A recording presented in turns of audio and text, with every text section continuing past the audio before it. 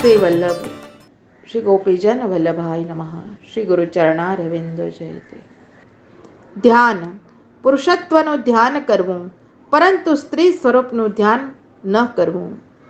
મંત્ર અષ્ટાક્ષર કે દ્વાદશાક્ષર મંત્ર જપવો, પરંતુ મારણ ઉચ્ચાટન મંત્રો કદાપી ન જપવા.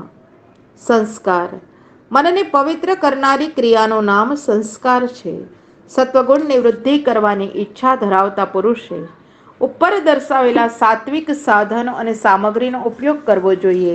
આ સાત્વિક વસ્તુઓના સેવનથી સાધન ભક્તિ નામનો ધર્મ સિદ્ધ થાય છે. સાધન ભક્તિ દ્વારા આત્મા અને પરમાત્માની બાબતમાં જ્ઞાન સિદ્ધ થાય છે અને એ પ્રાપ્ત કરેલ જીવન પર્યંત ભૂલાશે નહીં. હું અને મારું એવા જે દેહમાં ભાવ છે એ દૂર થાય છે. આ દેહ 3 ગુણોના ક્ષોભથી ખળભળાટથી બનેલો છે. ત્રિગુણાત્મક દેહ પોતાનામાં રહેલા 3 ગુણોને સ્વતઃ ઉત્પન્ન થયેલી વિદ્યાથી કેમ નાશ કરે અથવા કેવી રીતે નષ્ટ કરે? આવી શંકા જો થાય તો વનમાં ઉગેલા વાંસડાઓના વનમાં વાંસડાઓ પરસ્પર અથડાય અને એમાંથી અગ્નિ ઉત્પન્ન થાય અને અગ્નિ વાંસડાઓને બાળીને સ્વયં શાંત બની જાય. એવી જ રીતે ભલે ને દેહ 3 ગુણોના ક્ષોભથી ખળભળાટ થયેલો હોય, સ્વતઃ પોતાની મેળે ભગવાનની ઈચ્છાથી ઉત્પન્ન થયેલા જ્ઞાન વિદ્યાથી પોતાના કારણરૂપ 3 ગુણોને દૂર કરીને સ્વયં શાંત થઈ જશે. વિષય પરવશ થાવ. શ્રી ઉદ્ધવજીએ પ્રશ્ન પૂછ્યો છે કે હે શ્રી કૃષ્ણ, માનવ મરવાનો તો છે જ. સમગ્ર માનવ દેહ માટે આ પ્રભુએ કૃપા વરસાવી છે. માનવ જીવન ઉપર પ્રભુએ અત્યંત દયાલુતા વરસાવી છે, કૃપા વરસાવી છે અને સંસારરૂપી વિષ સાગરમાંથી ઉપર ઉઠાવી પ્રભુના ચરણોની પ્રાપ્તિના સાધનો બતાવ્યા છે. આમાં સત્સંગને સર્વશ્રેષ્ઠ સાધન કહ્યું છે. શ્રી ઉદ્ધવજીએ પ્રશ્ન પૂછ્યો છે કે હે શ્રી કૃષ્ણ, માનવ તો મરવાનો છે, કારણ કે એના દેહનું નામ જ મર્ત્ય છે, એટલે કે મરનાર છે. મર્ત્ય એટલે મરનાર છે. તો પછી તો એ જાણે છે કે વિષયો જ સર્વ પ્રકારની આપત્તિઓનું કારણ છે. તો હે કૃષ્ણ, શ્વાન, બકરો અને ગર્દભ જેવા ભાનશૂન્ય બની ભોગો કેમ ભોગવતા હશે આ માનવો? ભગવાન શ્રી કૃષ્ણએ કહ્યું, ભાઈ ઉદ્ધવ, પ્રભુ તો પુરુષને અવિવેકના લીધે પોતાના દેહ, ઇન્દ્રિય વગેરેમાં આત્મબુદ્ધિ થાય છે. શ્રી વલ્લભ, અહમપણાનું અભિમાન થાય છે. એના સાત્વિક મનમાં ઘોર રજોગુણ પ્રવેશે છે અને રજોગુણમાં મનમાં વિકાર પેદા કરે છે. ત્યારબાદ મનમાં સંકલ્પ અને વિકલ્પનું સર્જન થાય છે. આ સંકલ્પ વિકલ્પો સતત મનની અંદર થયા કરે છે. એના પરિણામે પુરુષ કે સ્ત્રી કેવું સુંદર સ્વરૂપ છે, આવા બધા ગુણો એનો ધ્યાન વિચાર કર્યા કરે છે. આ પ્રકારે વિષયોના ધ્યાનથી અસહ્ય કામવાસના પ્રગટે છે. આ સર્વ કાંઈ અવિદ્યાવાળી બુદ્ધિથી જ બને છે. હવે વાસનાવશ જીવ ઇન્દ્રિયોને આધીન બને, દીન બને, રજોગુણના વેગથી મોહ પામે, કામને વશ બને અને સમજે તો એ છે કે કામભોગથી ક્લેશ થવાનો છે, પરંતુ એ કામભોગને ભોગ્યા વગર રહી શકતો નથી. હે ઉદ્ધવ, તમને વિચાર થશે કે મોહ ન કરે એવો કોઈ જીવાત્મા હશે ખરો? તો એનો ઉત્તર એ છે કે હે ભાઈ ઉદ્ધવ, જે વિવેકી જન આ દેહથી આત્મા જુદો છે એવું જ્ઞાન ધરાવે છે, તો પણ કોઈ વાર એની મતિ પણ રજોગુણ અને તમોગુણથી ચલિત થઈ જાય છે. ત્યારે એને વશ ન થતા પ્રમાદ ત્યજી દઈ સાવધાન થઈ ભગવાનનું સ્મરણ કરવું, મનને રોકી દેવું. વિષય સેવનમાં દુઃખ છે એમ સમજી પોતાના મનથી એ કામનાઓથી દૂર રહે છે. મનનો નિરોધ શી રીતે કરવો અથવા કયા તત્વમાં કરવો, આ વસ્તુને સમજાવવા બાકી રહેલા યોગના અંગોની ભગવાન સૂચના કરતા કહેવા લાગ્યા કે મન અત્યંત ચંચલ છે અને તેથી જ મનનો આસન સિદ્ધ કરી પ્રાણાયામ કરી મનને સ્થિર કરવું. મન ચંચલ છે, એને સ્વવશ બનાવતા વાર લાગે, પણ નિરાશ ન થવું, હતાશ ન થવું, પરંતુ એ મન યોગ્ય કાલે સ્થિર થશે જ, આવી શ્રદ્ધા રાખી પ્રયત્ન કરવો. હે ભાઈ ઉદ્ધવ, મારા શિષ્ય સનકાદી મુનિઓએ સર્વ વિષયોમાંથી મનને પાછું વાળી લઈ મારામાં જ પરોવી દીધું, મારા જ સાક્ષાત સ્વરૂપમાં સ્થિર કરી દીધું અને એને જ યોગ કહ્યો છે. શ્રી ઉદ્ધવજીની જિજ્ઞાસા. ઉપરની વાત પર શ્રી કૃષ્ણ પ્રભુના મુખ કમલની વાત સાંભળી શ્રી ઉદ્ધવજી ભગવાન શ્રી કૃષ્ણને પૂછવા લાગ્યા. દંડવત પ્રણામ પ્રભુ. હે શ્રી કૃષ્ણ, આપે જે સ્વરૂપે શ્રી સનકાદિ કુમારોને યોગ સમજાવ્યો છે એ સ્વરૂપ પણ જાણવાની મારી ઈચ્છા છે.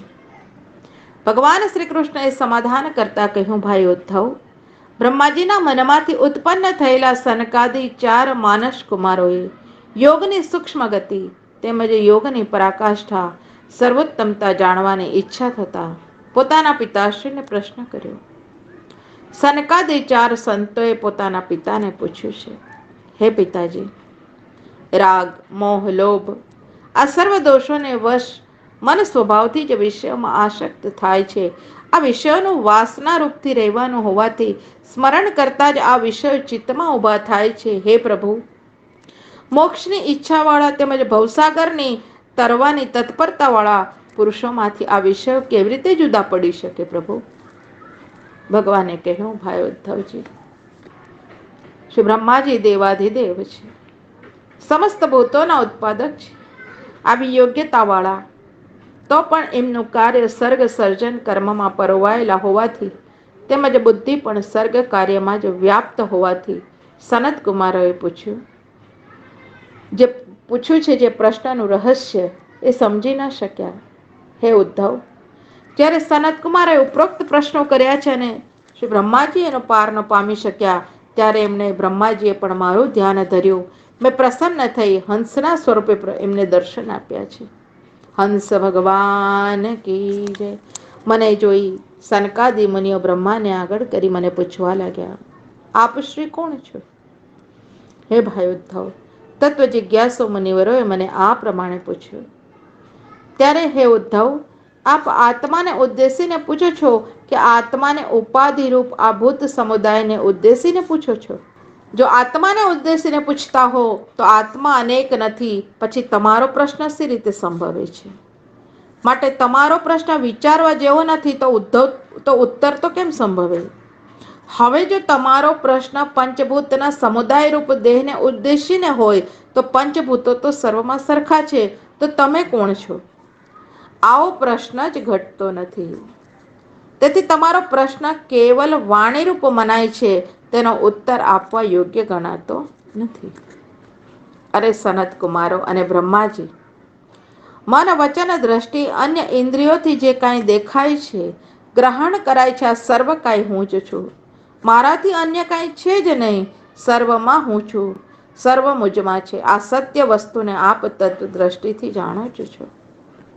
હે ભાઈ ઉદ્ધવ, હંસ સ્વરૂપે આ પ્રમાણે સામાન્ય રીતે પ્રભુએ ઉત્તર આપ્યો છે. બ્રહ્માજી જે પ્રશ્નનું સમાધાન ન કરી શક્યા એ પ્રશ્નનો ઉત્તર આપતા કહેવા લાગ્યા, હે પુત્રો, ચિત્ત ગુણોમાં પ્રવેશે છે, ગુણો ચિત્તમાં પ્રવેશે છે. આ બંને વસ્તુઓ જીવના ઉપાધિરૂપ દેહને લઈને છે તેવું જાણવું. પરંતુ દેહ કાંઈ જીવનું સ્વરૂપ નથી, કારણ કે જીવ એ તો પ્રભુનો અંશ છે, એ તો મારો અંશ છે. હે સનત કુમારો, વારંવાર ગુણોનું સેવન કરવાથી સંસ્કારો જાગે છે અને આ સંસ્કારોના કારણે ચિત્ત ગુણોમાં આસક્ત થાય છે. ગુણો વાસના રૂપે ચિત્તમાં ઉત્પન્ન થાય છે અને આવા ગુણો અને ચિત્તને મારા સ્વરૂપનું ધ્યાન કરીને ત્યજી દેવા. જાગૃત, સ્વપ્ન અને સુષુપ્ત અવસ્થાના સાક્ષી રૂપે આત્મા છે. હવે આ જાગૃત, સ્વપ્ન અને સુષુપ્ત આ ત્રણેય અવસ્થાઓ એ બુદ્ધિની વૃત્તિ છે. એ પણ સ્વાભાવિક નથી, પરંતુ સત્વદી ગુણોથી જ તે થનારી છે. જીવ તો આ ત્રણેય અવસ્થાઓથી અત્યંત જુદો છે, કારણ જીવ ત્રણેય અવસ્થાઓના સાક્ષી રૂપે ગણવામાં આવેલો છે. હંસ ભગવાને આગળ વધતા કહ્યું, હે કુમારો, એવો પ્રશ્ન મનમાં ઉઠે છે. હું જાગું છું એ પ્રતીતિ થતી હશે તેમ સમજવાનું કે જાગૃત અવસ્થા તેમજ સુષુપ્તિ અવસ્થા એ બુદ્ધિની વૃત્તિઓ છે. એમાં જ્યારે આત્માનો અધ્યાસ થાય છે ત્યારે હું જાગું છું એવી જે પ્રતીતિ થાય છે આ અધ્યાસના લીધે છે. અને માટે ત્રણેય અવસ્થાઓથી મુક્ત ચોથા સ્વરૂપમાં રહી આ સંસારરૂપ બંધનોનો ત્યાગ કરવો, જેથી વિષયો તથા મનનો પણ પરસ્પર ત્યાગ થઈ જશે. તમારે કરવાની જરૂર નહીં પડે. આ બંધન અહંકારને લીધે કરાયું હોય એ જ આત્માના આનંદાદિને ઢાંકી દઈ એને અનર્થનું કારણ બને છે. આમ સમજી આ બધું જ દુઃખમય છે. આમ વૈરાગ્ય પામી 3 અવસ્થાઓથી રહિત ચોથા સાક્ષી સ્વરૂપે રહી સંસાર ચિંતાનો ત્યાગ કરવો એટલે બુદ્ધિ ઉપરના અભિમાનને તથા તેથી કરાયેલી ભોગ ચિંતાને પણ ત્યજી દેવી. હે કુમારો, સ્વપ્ન અવસ્થામાં કામ કરતો પુરુષ પોતાને તો જાગૃત સમજે છે, પરંતુ ખરી રીતે જાગૃત નથી. એ તો સ્વપ્નમાં જ છે. જ્યાં સુધી યુક્તિપૂર્વક સમજવાથી પુરુષને ભેદબુદ્ધિ ટળતી નથી ત્યાં સુધી એના અજ્ઞાનની નિવૃત્તિ થતી નથી. ગમે તેવો સમજુ હોય પણ કાંઈ જ સમજતો નથી આ વાત જાણવી. હે કુમારો, સ્વપ્ન અવસ્થામાં રહેલો પોતાને રાજા માનનાર જાગ્યા બાદ એવું માનતો નથી. તેવી રીતે દેહ, મનુષ્ય, ગંધર્વ વગેરે ભાવો આત્મામાં ઘટતા નથી. તેથી તેનાથી થયેલા ભેદો, વર્ણ, આશ્રમ વગેરે આત્માને હોતા નથી. આત્મા તો અલિપ્ત છે. હે કુમારો, જાગૃત દશામાં ક્ષણ બદલાતા નશ્વર અવસ્થાવાળા બાલ્ય, યૌવન વગેરે ધર્મવાળા બહારના સ્થૂલ દેહાદી પદાર્થોને ચક્ષુ આદિ સમસ્ત ઇન્દ્રિયો દ્વારા જે ભોગવે છે, તેમજ સ્વપ્ન અવસ્થામાં હૃદયમાં તે જાગૃત અવસ્થા જેવા વાસનામય સૂક્ષ્મ પદાર્થોને ભોગવે છે. સુષુપ્ત અવસ્થામાં એ સર્વ પદાર્થોને જે સમેટી લે છે એ જ આત્મા એક જ છે. કારણ કે આ એક જ આત્મા જાગૃત, સ્વપ્ન, સુષુપ્તિ આ 3 અવસ્થાઓનો સાક્ષી છે. હે કુમારો, જાગૃત અવસ્થાને સર્વેન્દ્રિયો જુએ છે, સ્વપ્ન અવસ્થાને મન જુએ છે અને સુષુપ્તિ અવસ્થાને સંસ્કારવાળી બુદ્ધિ જુએ છે. પણ ખરી રીતે તેવું નથી. કારણ આત્મા જ સર્વ ઇન્દ્રિયોનો, મનનો અને બુદ્ધિનો નિયંતા છે. હે કુમારો, વળી કોઈ કહે છે કે ઇન્દ્રિયોના નિયંતા તો વિશ્વ છે, મનનો નિયંતા તેજસ છે અને બુદ્ધિનો નિયંતા પ્રણ છે.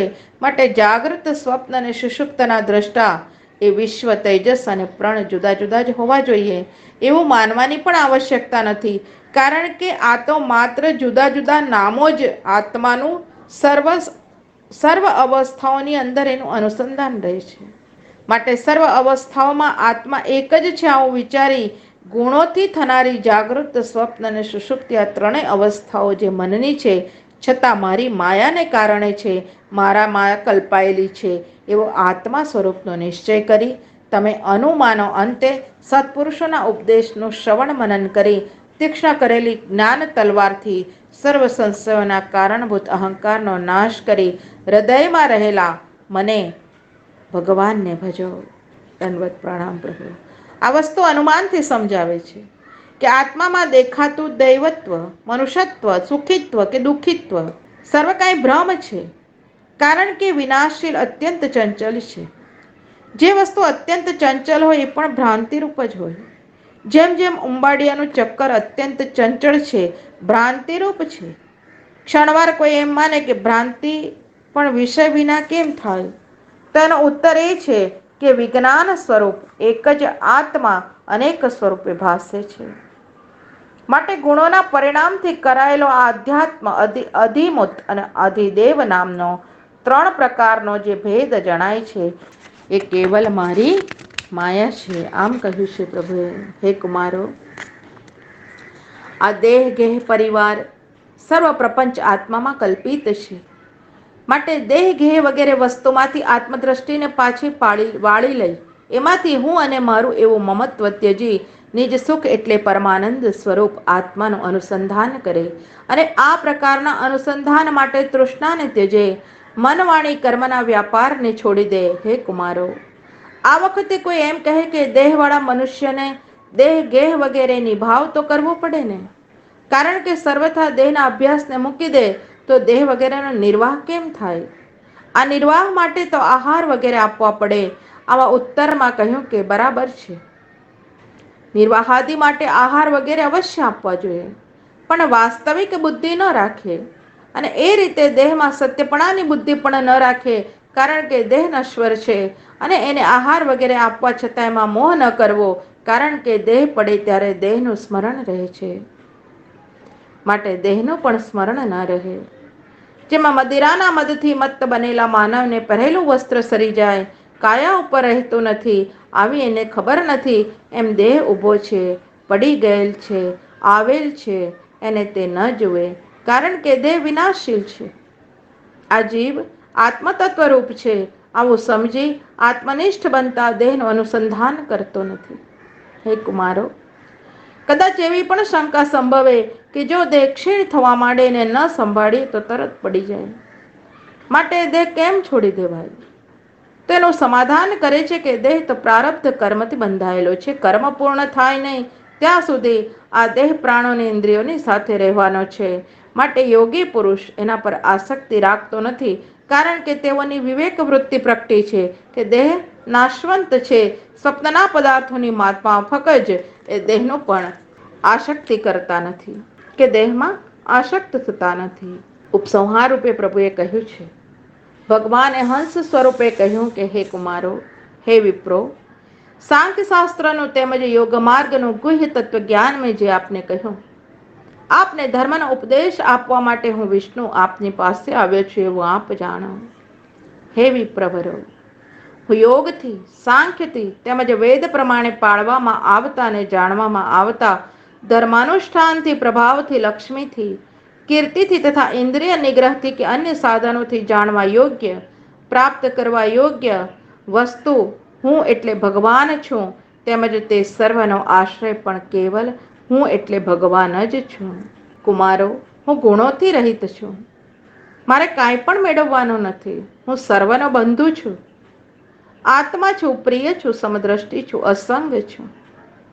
સર્વના સંગમાં રહીને પણ પ્રભુ અસંગ છે. સર્વગુણ સંપન્ન રહીને પણ પ્રભુ નિર્ગુણ છે. સગુણ હોવા છતાં પ્રભુ નિરાકાર, નિર્ગુણ પરબ્રહ્મ પણ છે. ભગવાન શ્રી કૃષ્ણએ કહ્યું છે, ભાઈ ઉદ્ધવ, આ રીતે સનકાદિ કુમારોના સંદેહોને પ્રભુએ દૂર કર્યા. કુમારોએ અનન્ય ભક્તિભાવપૂર્વક ભગવાન શ્રી કૃષ્ણના અર્ચન કર્યા છે, અનેક સ્ત્રોત્રોથી સ્તુતિ કરી છે. આપણા પણ પ્રભુના ચરણોમાં અનંત અનંત કોટી દંડવત પ્રણામ પ્રભુ સ્વીકાર કરો. પુનઃ એ મહર્ષિઓને સ્તુતિ કરી, અર્ચન કીધા, તેમજ ઉપદેશ શ્રવણથી બ્રહ્માજી પણ પુષ્કળ પ્રસન્ન થયા છે, અને તેઓના દેખતા જ મેં મારા ધામ પ્રત્યે પ્રસ્થાન આદર્યું છે. અહીંયા સનત કુમારોને બ્રહ્માજી દ્વારા શ્રેષ્ઠ જીવનનું અને સર્વથી પર એવા પ્રભુના ચરણોનું સેવન, પ્રભુનો સત્સંગ અને પ્રભુમાં જ જીવન જીવવાનું પ્રભુએ કહ્યું છે. તૈરહમ પૂજિતઃ સમ્યક સંસ્તુતઃ પરમર્ષિભિઃ પ્રત્યયાય સ્વકં ધામ પશ્યત પરમેશિઠનઃ. ઇતિ શ્રીમદ્ભાગવત પિયુષના એકાદશ સ્કંધનો અધ્યાય 13મો. શ્રી વલ્લભ કૃપા ગુરુ કૃપા ગોવિંદ કૃપા તે જાપ્યમ. શ્રી કૃષ્ણાર્પણ વસ્તુ. શ્રી ગુરુચરણારવિંદો જયતુ. અધ્યાય 14મો. શ્રી કૃષ્ણાર્પણ વસ્તુ. સદગુરુ ચરણારવિંદો જયતે. આ 14મા અધ્યાયમાં ભગવદ પ્રાપ્તિના સાધનોનો વિચાર કરીને નિર્ણય બતાવ્યો છે કે ભક્તિયોગ સરળ અને સુલભ સાધન છે. સાયુજ્ય મુક્તિ પ્રકરણનો આ વિષય છે. આ અધ્યાયમાં કુલ 46 શ્લોક છે. ઉદ્ધવાચ વદન્તિ કૃષ્ણ શ્રેયાંશી બહૂની બ્રહ્મવાદિનઃ તેષાં વિકલ્પ પ્રાધાન્ય મતાહો એક મુખ્યતા. ઉદ્ધવજી ભગવાન શ્રી કૃષ્ણને પ્રશ્ન પૂછ્યો છે, હે નાથ, બ્રહ્મવેતા મહાપુરુષો અનેક પ્રકારના શ્રેષ્ઠ કલ્યાણો દર્શાવે છે, કલ્યાણના સાધનો પણ દર્શાવે છે. તો આપ આ વાત સ્પષ્ટ સમજાવવા અમને કૃપા કરો. સર્વ સાધનો પોતે પોતાની દ્રષ્ટિથી ઉત્તમ છે. સર્વમાં કોઈ એક વધુ શ્રેષ્ઠ છે અને બીજા ગૌણ છે. તો હે નાથ, આપે ભક્તિયોગને નિરપેક્ષ કહ્યો, મોક્ષને સાધન તરીકે કહ્યો. તો ભક્તિયોગ સર્વ વિષયોમાંથી આસક્તિ છોડાવી આપનામાં મનને સ્થિર કરે છે. સૃષ્ટિના પ્રારંભમાં વેદવાણીના બ્રહ્માજીને જ્ઞાન. ભગવાન શ્રી કૃષ્ણ ઉદ્ધવજીના પ્રશ્નને ધ્યાનમાં લઈને હવે ઉત્તર આપે છે કે ભક્તિ જ મહાફલ છે. બીજા શ્રેયસ અથવા સાધનો તો જીવોએ પોતાના પ્રકૃતિને અનુસરીને સ્વર્ગાદી લોકોને લાલસાથી કલ્પેલા છે, પરંતુ સ્વર્ગાદી સુખો તો અલ્પ ફલવાળા છે. છતાં લોકોએ સાધનોને અને સુખોને મહત્વ આપ્યું છે. એટલું જ નહીં, પણ પોતાના મંતવ્યોને પોષનારા વેદ મંત્રોના અર્થો પણ કર્યા છે. હે ભાઈ ઉદ્ધવ, હું સમાધાન કરું છું તો સાંભળો. બ્રહ્માજીને એ વેદ વાણીના દાન કરું છું. આ પ્રકારનો બ્રહ્માજીને ઉપદેશ વેદવાણીના દાન સંકલ્પ બળથી જ કરું છું. આ વેદવાણીમાં ભાગવત ધર્મનું જ નિરૂપણ છે. મારી પાસેથી મેળવેલી વાણીને બ્રહ્માજીએ પોતાના જ્યેષ્ઠ પુત્ર શ્રી સ્વયંભૂ મનુને આપી. પુનઃ મનુ મહારાજ પાસેથી ભૃગુ, મરીચી, અંગીર, પુલહ, પુલત્સ્ય, અત્રિ, ક્રતુ આ નામના 7 પ્રજાપતિઓએ આ વાણીનો અભ્યાસ કર્યો. અને ત્યારબાદ ભૃગુ ઋષિ વગેરે 7 પ્રજાપતિઓ મારી પાસેથી તેમના પુત્રોએ, દેવોએ, દાનવોએ, ગુહ્યકોએ, મનુષ્યોએ, સિદ્ધોએ, વિદ્યાધરોએ અને ચારણોએ પણ આ વાણીને મેળવી છે, એનું જ્ઞાન મેળવ્યું છે. કિંદેવ, કિન્નર વગેરે જાતિઓએ પણ. હે ભાઈ ઉદ્ધવ, કિંદેવ નામની એક જાતિ છે, જેમના દેહમાંથી પસીનો, દુર્ગંધ વગેરે આવતા જ નથી. શારીરિક શ્રમ જેવું પણ એમને લાગતું નથી. તે જાતિ શું દેવો હશે કે મનુષ્ય? આવો સંદેહ થતો હોવાથી તેમને કિંદેવ કહેવામાં આવે છે. જંબુદ્વીપથી અન્ય કોઈ દ્વીપની આ કિંદેવ નામની માનવ જાતિ છે.